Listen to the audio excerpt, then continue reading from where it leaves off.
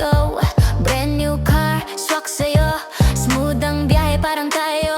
Kung hanap mo ay comfort at style, dito sigurado ka with every mile. May vlog pa kami, check mo online. Lahat transparent, walang rewind. Team Angeles Vlog, yeah we got that car. Brand new wheels para sa'yo, superstar. At kung trip mo ay van, meron kaming renta. Sama ka na, hatid ka namin kompleto ang kwenta. Para sa pamilyang masaya, sakto tong biyahe. Caravan, basta safe at presko lagi.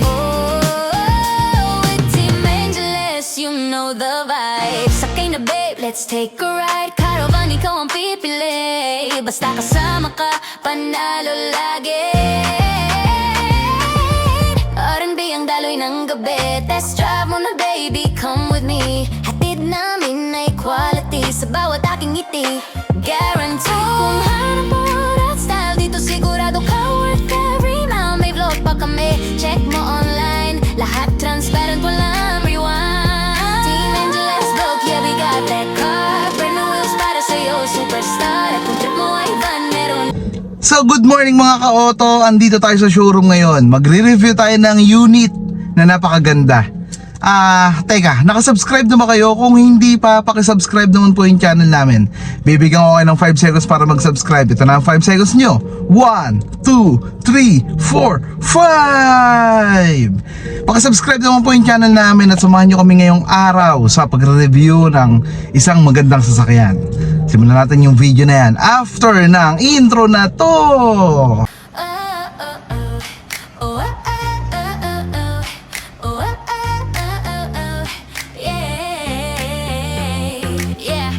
Pasok ka na sa ride ko.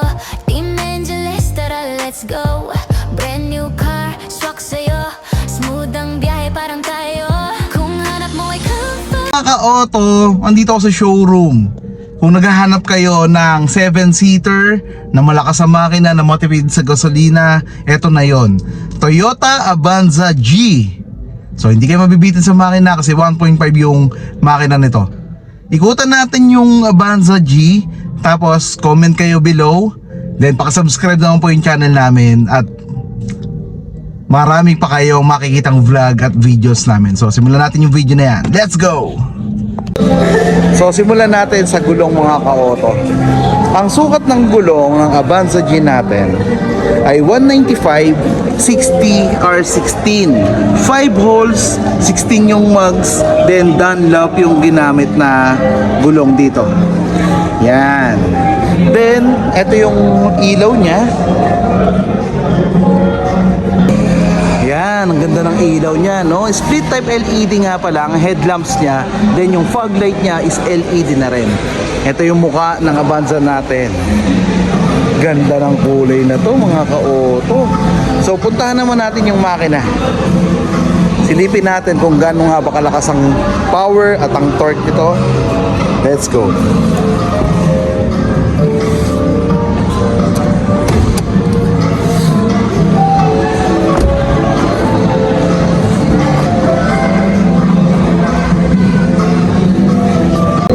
So mga ka-auto, itong makina niya 1.5 engine, 4-cylinder inline, 16 valve VOHC with dual VVTi. Ang eksaktong displacement nito is 1,496cc. Meron na itong maximum output na 106 PS at 6,000 RPM. Meron na itong maximum torque na 138 Nm at 4,200 RPM.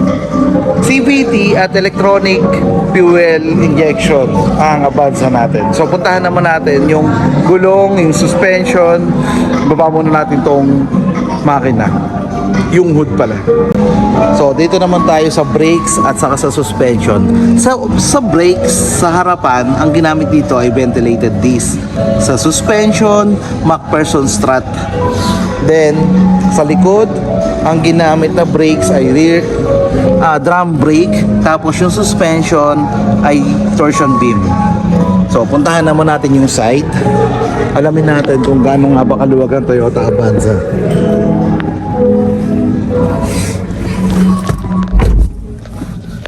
So ito mga ka-auto, ito yung legroom ng Toyota Avanza natin. Ayan, kalahating dangkal.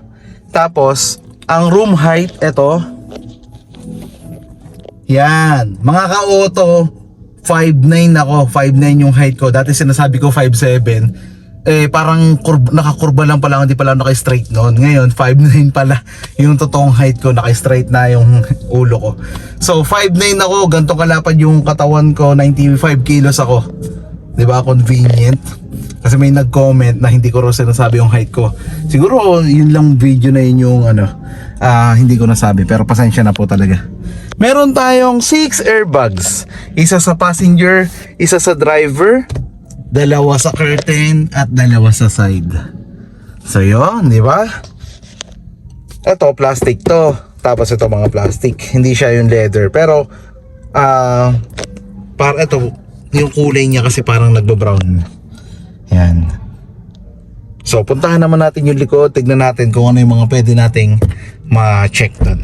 Let's go.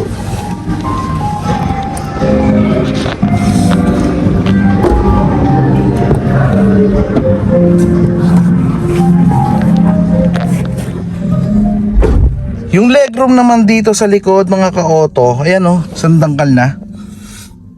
Kung kanina kalahating dangkal dun sa harap, ito isang dangkal na. Yan, then ito yung room height. Yan. So lahat pala ng upuan natin ay may mga headrest pagdating sa Avanza G. Tapos yung seat material, fabric na black at brown, yung touch of black and brown. Then ito, hilahin lang natin. Yan, teka. Hilahin natin to. Yan. So nagiging armrest siya.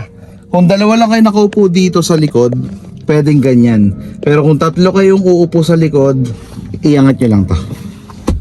Yan. Yung aircon, ito. Tapos ito yung isa pa. Then ito yung air vent dito sa likod. Ayan, air vent pala. Then ito yung mga controller. Tapos yung ceiling natin, color gray. Hindi po siya beige. So lahat ng upuan may headrest. Ayan, no. Pati sa likod. So puntahan din naman natin yung third row sa likod. Kung kasya tayo mga ka-auto. Wait lang. So one touch tumble para makapunta tayo sa likod. Then yung hati ng upuan nito ay 60-40. 60 dito, then 40 dito sa kabila. So tara, puntahan natin yung likod. Ito, one touch tumble, oh. Yan. Baba natin.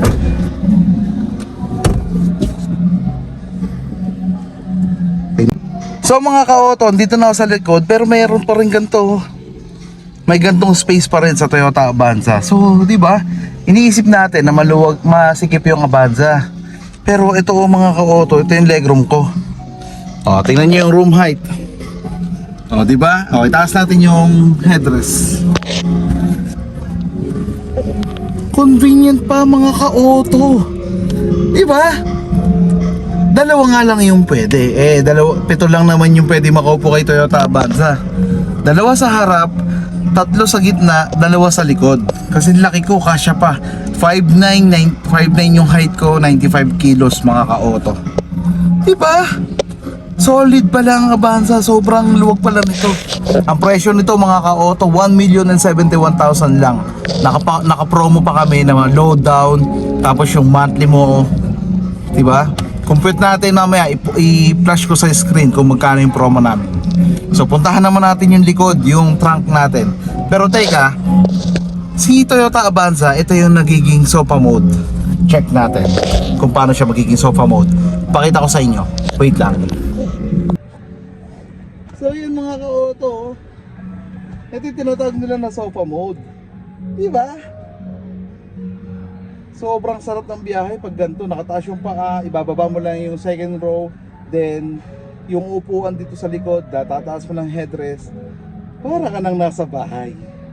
So diba mga ka-auto, solid ang Avanza pala. So tara, puntahan naman natin yung likod. Let's go! So dito naman tayo sa likod, tignan natin yung mga meron dito sa likod. Shark fin antenna, tapos dalawang sensor at isang backup camera. Nakalagay Avanza G, ito yung badge niya.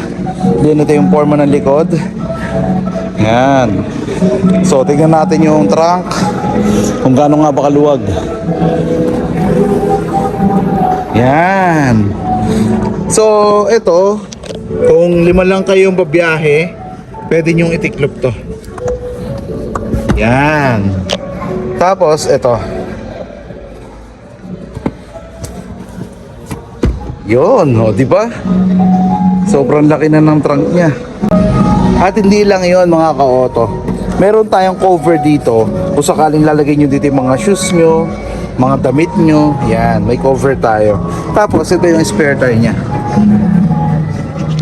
Yan. Then, dito mo naman susungkitin yung spare tire para bumaba siya. Yan. Nakalagay yung spare tire. So, yun. Tara. Alamin natin kung paano natin ipapark ang isang Toyota Avanza.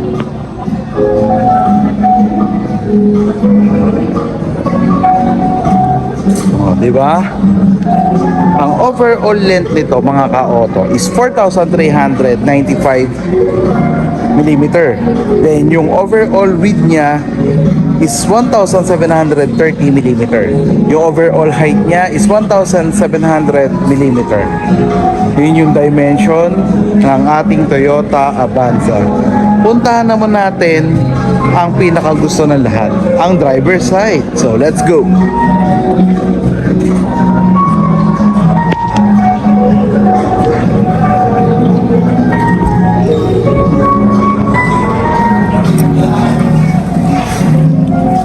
Pagpasok natin mga ka-auto, andito yung left and right para ma-adjust mo yung side mirror mo. Halimbawa, gusto mo i-adjust sa left, yan. Then, ito yung pinakang joystick niya. Diyan mo siya pipindutin, up and down, left and right, yan. Then, ito naman yung foldable side mirror. Pindutin mo lang yan, then mag-fold na ang ating mga side mirror. So, ito naman ang manibela. Tilt, up and down. And telescopic na po. Ulit. Tilt, up and down, telescopic. Hindi siya kaya ng isang kamay. Medyo mabigat. Pero ayan o, isang kamay lang. Nagkamali lang siguro ako ng hila. Ulit. Tilt, up and down, down, then telescopic. Diba? Yun yung adjust ng side ng manibela natin. Punta naman tayo dito sa head unit. Ang head unit ng Toyota Avanza is 8-inch. Tapos meron na tong Apple CarPlay, Android Auto. Then meron na tong radio, FM, AM, yan, Bluetooth, meron na. Then sa aircon, ito push start engine na rin ang ignition ng Toyota Avanza G. Then regular handbrake ito. Then ito yung shift gear, park, reverse, neutral, drive, plus, minus. Ito yung maliit na center console. Then may charger tayo dito para sa car charger. Yan. Glove box ito, lagay ng dokumento. Tapos sa sun visor, meron tayong vanity mirror. Ito. Yan, sa passenger, then sa driver wala. Ilaw. Yan.